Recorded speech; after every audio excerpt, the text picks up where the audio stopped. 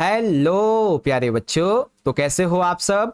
बहुत बहुत स्वागत है आप सभी का आज की इस वीडियो में। और आज की ये स्पेशल वीडियो क्लास 9th का आपका जो संस्कृत का सब्जेक्ट है बच्चों, इसी के मिड टर्म के एग्जाम के लिए बहुत ज्यादा इंपॉर्टेंट वीडियो होने वाली है। क्योंकि जैसा कि आप सभी बच्चों को पता है कि 6 अक्टूबर को यानी कि 6 अक्टूबर को आपका संस्कृत का मिड टर्म का एग्जाम होने वाला है। ठीक है, तो आपके मिड टर्म के पेपर की तैयारी के लिए इस वीडियो में डीओई के द्वारा आपके मिड टर्म के एग्जाम के लिए जो अभ्यास प्रश्न पत्र दिया गया है 9वीं क्लास का संस्कृत का, इसी पेपर को इस वीडियो में हम यहाँ पे देखने वाले हैं।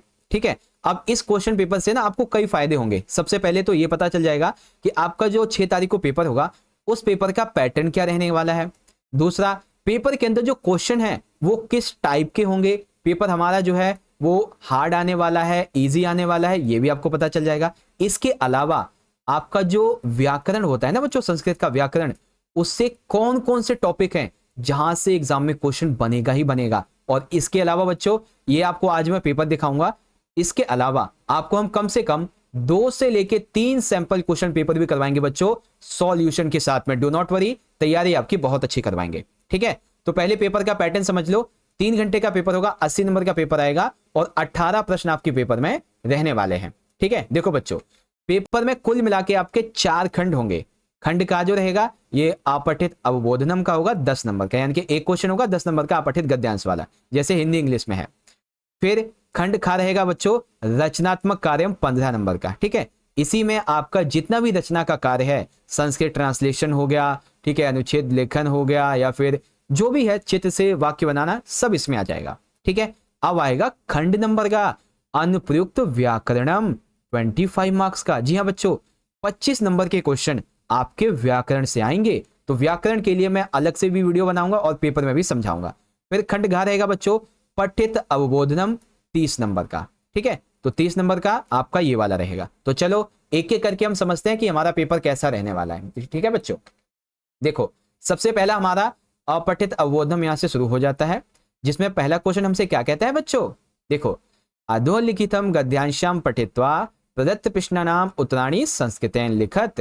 तो आपको ये जो गद्यांश दिया गया बच्चों, जो कि अपठित है ना संस्कृत के लिए, तो आपको इसे पढ़ना है और फिर इससे संबंधित प्रश्नों के उत्तर देने। कैसे प्रश्न है बच्चों, सबसे पहले एक पद में उत्तर लिखने हैं आपको, केवल एक एक नंबर के 2 क्वेश्चन है। जैसे कि पहला क्वेश्चन है, प्राचीन काले किम नाम प्रसिद्धो जनपदो अभवत। तो प्राचीन काल में मगध नाम का जो जनपद था बहुत प्रसिद्ध था।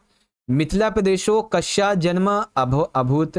तो मिथिला प्रदेश में किसका जन्म हुआ था बच्चों, है ना, तो ये बताना है आपको किसका जन्म हुआ था, माता सीता का जन्म हुआ था।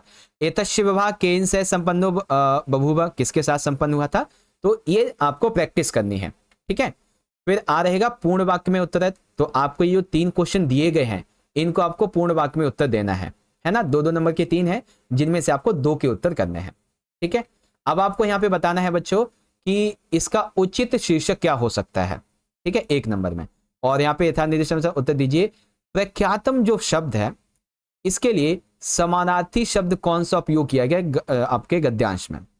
नीतवान क्रियापद में जो कर्तपद है गद्यांश में, ये कौन है वो बताओ। और आधुनिक काले, इसके लिए विलोम पद कौन सा इसमें उपयोग किया गया ये बताओ। ठीक है ना, तो इस तरीके से आपका क्वेश्चन नंबर जो 1 है रहेगा बच्चों। ओके, देखो इस पेपर में, इस वीडियो में आपको मैं सिर्फ और सिर्फ आपका क्वेश्चन पेपर बताने वाला हूं, कैसा आएगा। ठीक है, अच्छे से समझाऊंगा।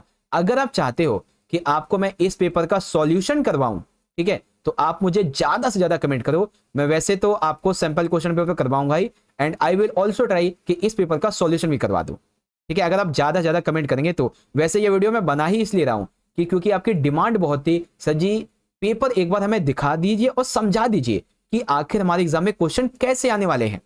ठीक है, तो चलो आप शुरू करेंगे अपना अगला खंड, जो कि है रचनात्मक कार्यम 15 नंबर का। ओके, तो आपको क्या करना है बच्चों, देखो क्वेश्चन नंबर 2, अधोलिखितम पत्रम मंजूष्य पद सहायता पुरित्वा पुनः लिखत। ठीक है, तो आपको क्या करना है बच्चों, आपका नाम दीपक है, भवता विद्यालय फ्लूटी का कर्णस्य शिविरस्य आयोजनम अभवत इति सूचनन्ते मंजूष्य दत्तानाम पदानाम सहायता पितरम प्रति पत्र लिखत। ठीक है, आपको क्या करना है, ये जो मंजूषा है बच्चों, इस मंजूषा की सहायता से आपको पत्र लिखना है, प्रति पत्र, जवाबी पत्र जिसे कहते हैं। ठीक है, तो बच्चों पत्र को कैसे लिखना है, इसके लिए मैं एक अलग से सेपरेट वीडियो बना दूंगा, या फिर आपको सैंपल पेपर के अंदर ही बहुत अच्छे से समझा दूंगा फॉर्मेट के साथ में। ठीक है, तो अभी के लिए आप इस टॉपिक की खुद से प्रैक्टिस करो, सॉल्व करो इसको। ओके, अथवा में दिया हुआ है बच्चों कि आपका नाम यहाँ पे देख सकते हैं महेश है।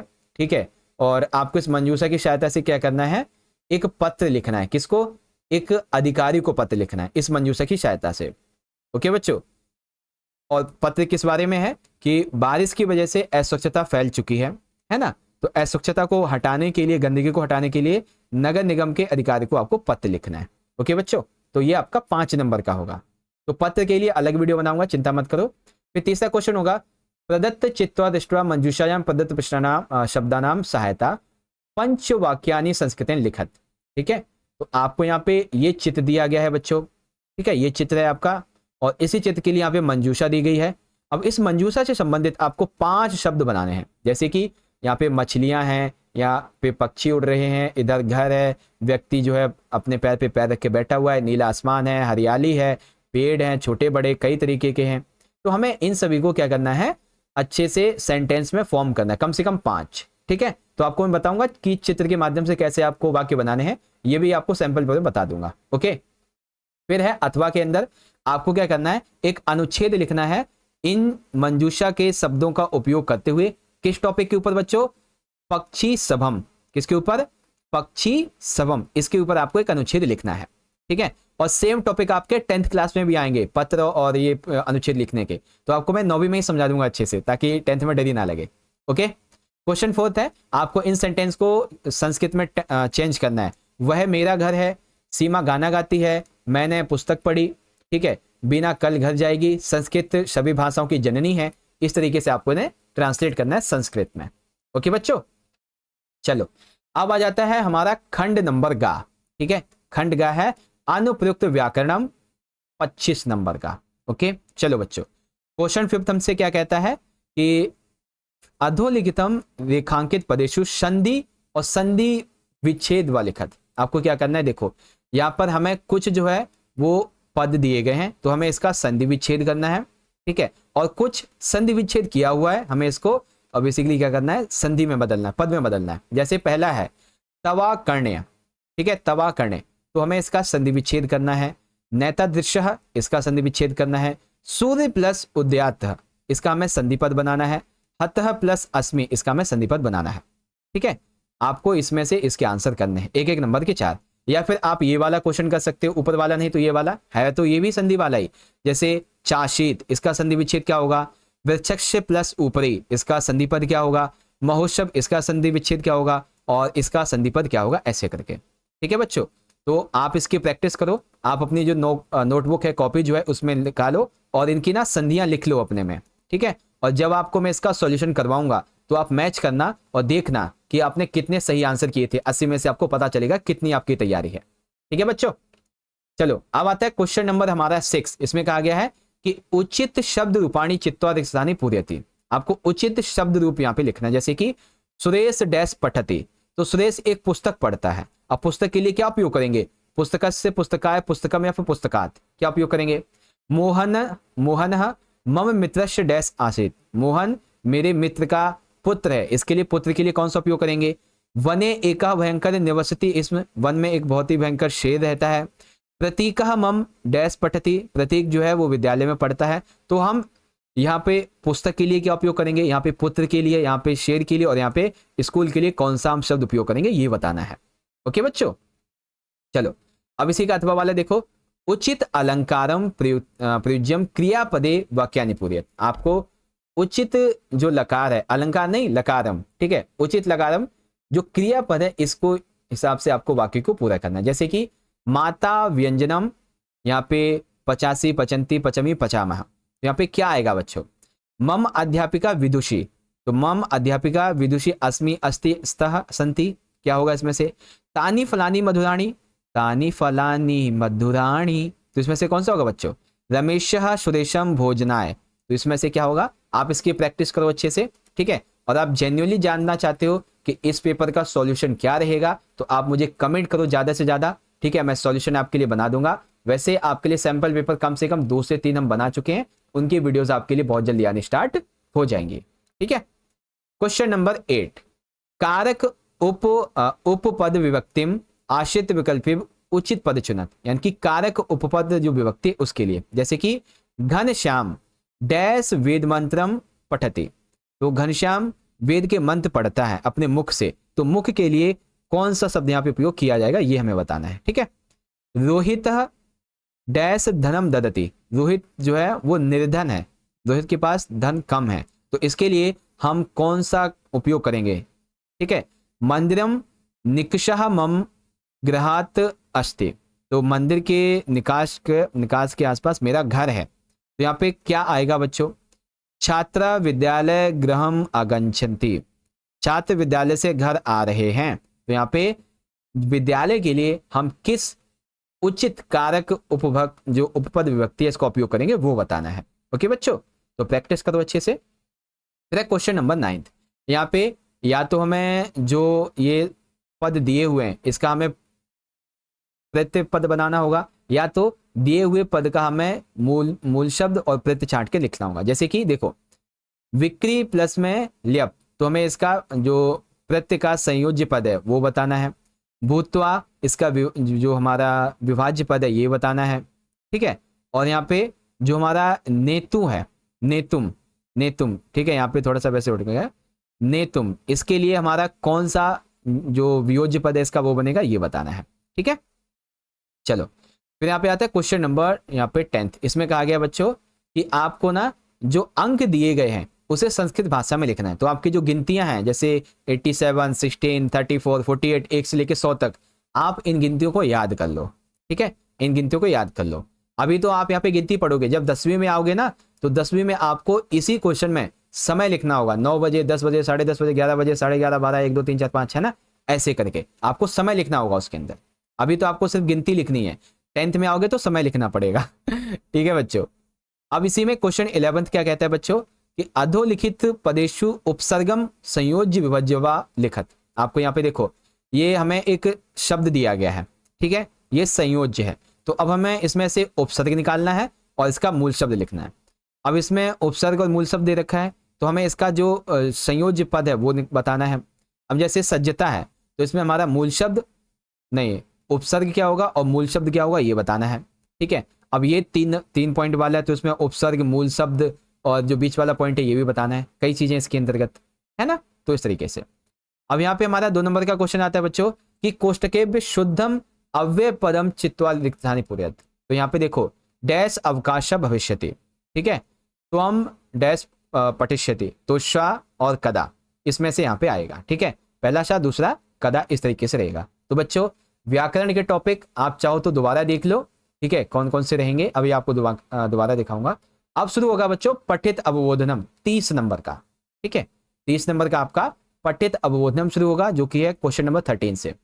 अधोलिखितम गद्यांश पठित्वा प्रदत्त प्रश्नानाम उत्तराणि संस्कृतेन लिखत। तो बच्चों ये आपके जो चैप्टर्स हैं वहां से लिया गया है ना, और इसे आपको ध्यानपूर्वक पढ़कर इसके उत्तर देने हैं। ओके, जैसे कि एक पदेन उत्तर क्या कहा गया है, स्वर्ण काकेन वालिकाए कश्याम भोजनम परिवेशितम। ठीक है, तो यहाँ पे आधे आधे नंबर के 3 क्वेश्चन है जिसमें से आपको 2 करने हैं। भवने सज्जितानी कानी दृष्ट्वा वालिका विस्मयम गाता। तो यहाँ पे आप देखेंगे सारे आंसर आपको यहीं पे मिल जाएंगे। ठीक है, ताम्रस्थालयम एव अहम भोजनम करिष्यामि इति का व्याजहार है ना। और फिर 1-1 नंबर के क्वेश्चन आएंगे बच्चों, पूर्ण वाक्य में आंसर करने इन तीनों में से किसी 2 के।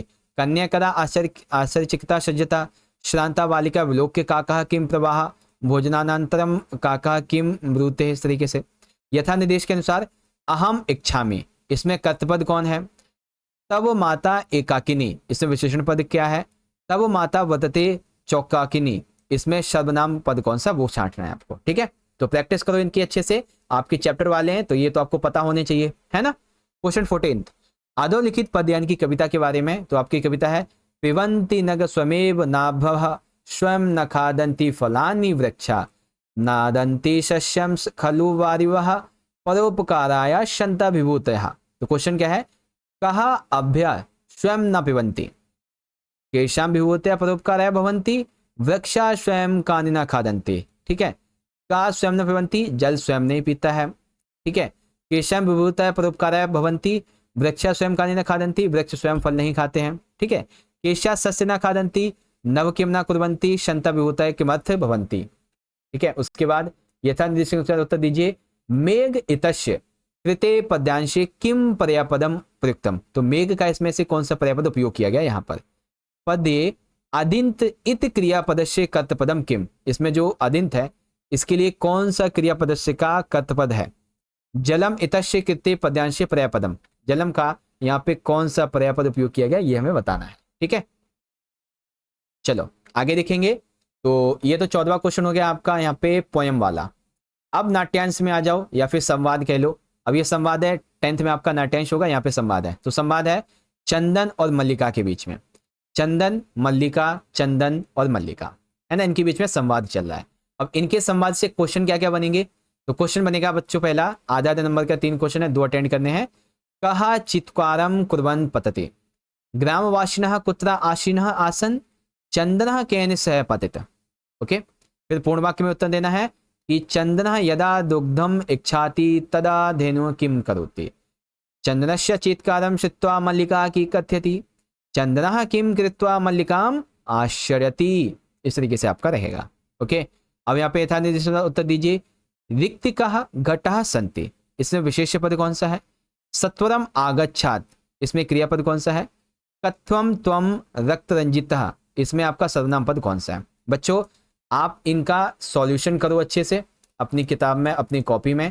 और अगर आप मुझसे चाहते हो कि मैं आपको इसका सॉल्यूशन करवाऊं, वैसे मैंने सैंपल पेपर रेडी कर लिए हैं और कुछ ही टाइम में आपके सैंपल पेपर की वीडियो आनी शुरू हो जाएगी, ठीक है। तो उससे तो प्रैक्टिस हो ही जाएगी। लेकिन अगर आप चाहो कि मुझे इसका भी सॉल्यूशन देखना है, डीओई वाला जो सैंपल पेपर है, तो आप कमेंट कर देना कि सर जी डीओई वाले सैंपल पेपर का सॉल्यूशन भी करवा दीजिए, ठीक है ना। कमेंट कर देना आप, ओके। मैं समझ जाऊंगा कि हाँ बच्चों को डीओई वाला पेपर भी देखना है जो सैंपल पेपर मैं करवा रहा हूँ उसके अलावा, ओके बच्चों। तो कमेंट करना ना भूलें। आगे आता है क्वेश्चन नंबर 16।